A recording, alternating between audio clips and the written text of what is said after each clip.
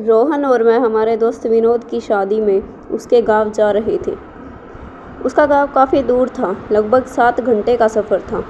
Office में ज़्यादा काम के चलते हम दोनों ही निकलने में देर हो गए थे। जब हम रास्ते पर निकले तो रात का वक्त था। बस कुछ गाड़ियों का ही आना जाना था। गुस्से और थकावट के बीच मैंने रौनक से कहा, क्या यार, इतना काम था कि अब रात को सफर करना पड़ रहा है।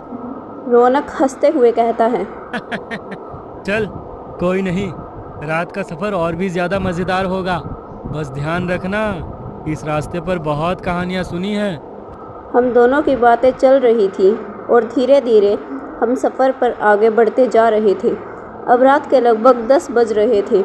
रात का सन्नाटा जैसे गहरा चुका था।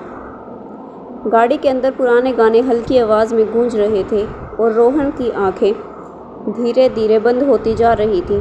बीच बीच में रेडियो बंद होने लगा तो मैंने परेशान होकर रेडियो बंद कर दिया और सब कुछ अचानक चुप हो गया। गांव जाने का रास्ता कच्चा और सुनसान था। वहाँ कोई जाता भी नहीं दिख रहा था। रास्ता अब जंगल से होकर फिर आगे हाईवे में निकलता था। थोड़ी देर बाद गाड़ी का इंजन अचानक बहुत तेज़ आवाज़ करने लगा। इंजन से उफनता हुआ धुआं बाहर आने लगा और मैंने गहरी सांस लेते हुए कहा, इस गाड़ी को भी अभी खराब होना था। अब तो कोई मदद भी नहीं मिलने वाली। गाड़ी को किनारे पर रोकते ही जैसे कुछ पल के लिए सब कुछ शांत हो गया। मैंने गहरी सांस ली और गाड़ी से बाहर निकला। गाड़ी से बाहर निकलते ही मुझे ऐसा लगा जैसे मैं किसी और दुनिया में कदम रख रहा था। सिर्फ हल्की सी हवा और जैसे अपनी ही कहानी सुना रही हो। जब मैंने गाड़ी के बोनट को हाथ लगाया तो गाड़ी बहुत गर्म हो गई थी। काफ़ी देर से बिना रुके गाड़ी चलाने के कारण इंजन गर्म हुआ था। जैसे ही मैंने बोनट खोला, एक घना सैलाब जैसे धुआं बाहर निकला। मैंने आंखें बंद कर ली। जब मैंने फिर से आंखें खोली तो वहाँ एक स्पष्ट आकृति खड़ी थी, जैसे कोई साया। लेकिन मुझे लगा कि यह सिर्फ धुएं का असर है और कुछ भी नहीं। मैंने आंखों को हाथों से पोंछा और फिर से देखा तो वहाँ पर कुछ नहीं था।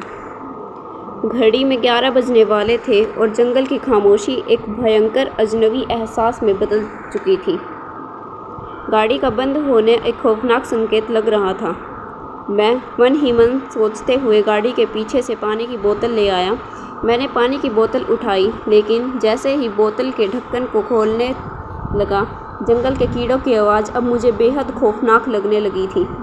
जैसे वे मेरे अंदर के डर को महसूस कर रहे हो और मुझे डराने की कोशिश कर रहे हो। तभी मुझे ऐसा महसूस हुआ कि मेरे पीछे कोई है। मेरे कानों में एक हल्की सी फुसफुसाहट आई।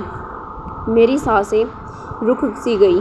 मैं धीरे से पीछे पलटा। वहाँ कुछ कदमों की दूरी पर एक आकृति खड़ी थी। वो बिल्कुल खामोश सी दिख रही थी। जैसे ही मैंने गौर से देखने की कोशिश की, वो आकृति अचानक से गायब हो गई। वो सब देखने के बाद ठंडी हवा के बावजूद मेरा पूरा शरीर पसीने से भीग चुका था। डर के मारे मेरी उंगलियां कांप रही थी।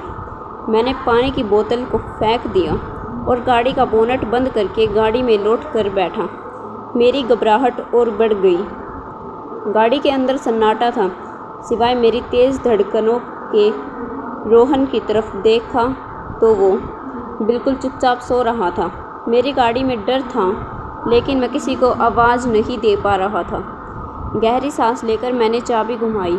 गाड़ी के इंजन की आवाज़ सुनकर मुझे थोड़ी राहत मिली। गाड़ी को मैं उस रात के अंधेरे को चीरते हुए वहाँ से निकला। अभी थोड़ी ही दूर गाड़ी चली थी कि फिर से गाड़ी के बोनट से धुआं आने लगा। मैंने खुद को समझाने की कोशिश की, अब मुझे गाड़ी रोकने की गलती नहीं करनी है।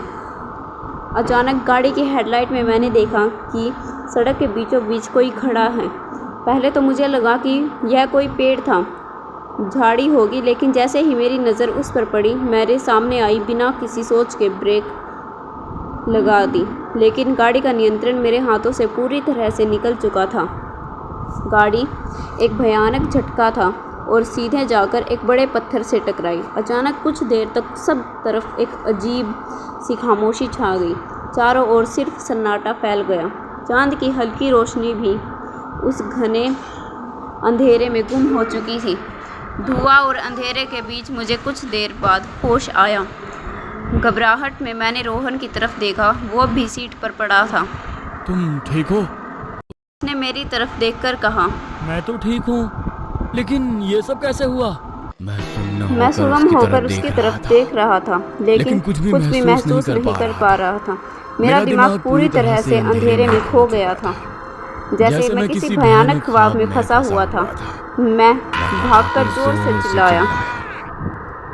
मैंने रोहन की तरफ देखा। तुम्हारे साथ क्या हुआ था सुमित? रोहन ने पूछा। उसकी आवाज़ में घबराहट साफ झलक रही थी। मुझे नहीं पता, लेकिन मैं कुछ अजीब सा महसूस कर रहा था और अचानक जैसे मुझे लगा कोई हमारी गाड़ी के आगे आया। कौन था? मुझे नहीं पता। रोहन ने मेरी बात सुनकर थोड़ा पीछे हटकर कहा, मुझे भी कुछ अजीब सा महसूस हो रहा था। यहाँ इस रास्ते के बारे में बहुत कहानियां सुनी है मैंने। लोग कहते हैं कि यहाँ कोई आत्मा भटकती है। जो भी इस रास्ते से गुजरता है उसे अजीब सी चीजें दिखती हैं। उसकी सारी बातें सुनकर मेरे रोंगटे खड़े हो गए। हमें यहाँ से जल्दी निकलना चाहिए। उसने अपना मोबाइल निकाला और कहा, मैं विनोद को कॉल करता हूँ, शायद वो हमारी कोई मदद कर पाए। रोहन ने मोबाइल में देखा तो उसमें नेटवर्क ही नहीं था। मैंने कांपती हुई आवाज़ में पूछा, क्या हुआ? यहाँ पर नेटवर्क ही नहीं है, अब क्या करें? तभी अचानक से उसके मोबाइल की रिंग बजने लगी। हम दोनों एक दूसरे को देखने लगे। दोनों के मन में एक ही सवाल था कि जब मोबाइल में नेटवर्क ही नहीं था तो मोबाइल की रिंग कैसे बज रही थी। उसने मोबाइल में देखा तो उसमें से एक बहुत तेज़ रोशनी निकली और मोबाइल अचानक बंद हो गया। थोड़ी देर बाद मुझे किसी के गुर्राने की आवाज़ आने लगी। रोहन अभी भी उस बंद पड़े हुए मोबाइल की तरफ देख रहा था। मैंने कहा, रोहन, तुझे कोई आवाज़ सुनाई दे रही है? आवाज़ अब तेज़ होने लगी थी। तभी उसने धीरे से मेरी तरफ देखा। जब मैंने उसे देखा तो मेरे हाथ पैर कांपने लगे। अब सोच भी नहीं सकते। उसकी आंखें सफ़ेद थी और वो मेरी तरफ गुस्से से देख रहा था, मानो कोई शापित आत्मा ने उसके शरीर पर कब्जा कर लिया हो। देखते ही देखते उसका चेहरा बहुत ही भयानक हो गया था।